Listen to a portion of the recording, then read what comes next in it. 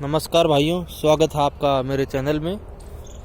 तो आज मैं आपको बताऊंगा जो माहू होता है ना, ये गोभी के अंदर ये किस तरह से ज़्यादा फैलता है और इसका जैसे उपचार क्या है और इसके क्या क्या नुकसान होते हैं। तो यहाँ देखिए,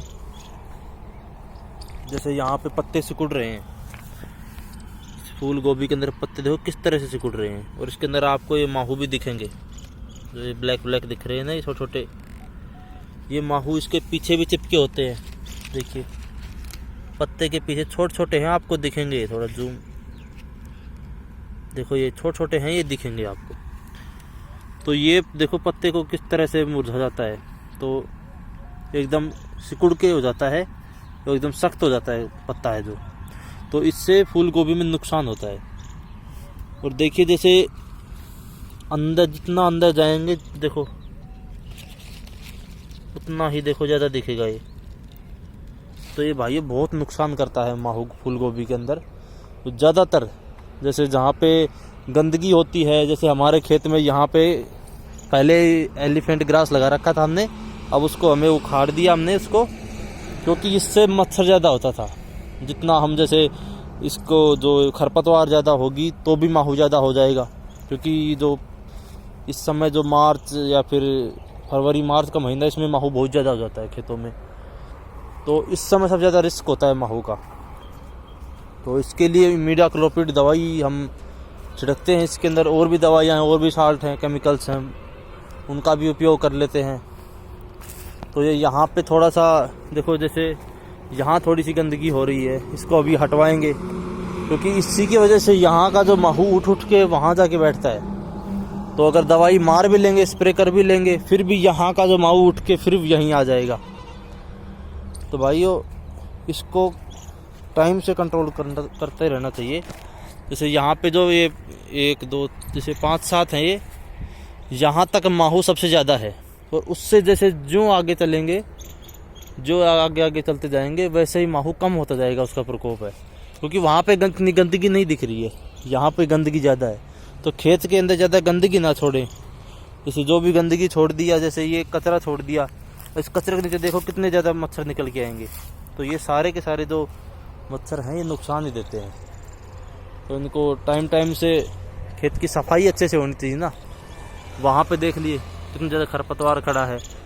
क्या है कि ये रोड के पास आ गई ज़मीन ये, तो इस पर ज़्यादा ध्यान नहीं दिया हमने भी, जैसे ध्यान देना चाहिए था इसके ऊपर।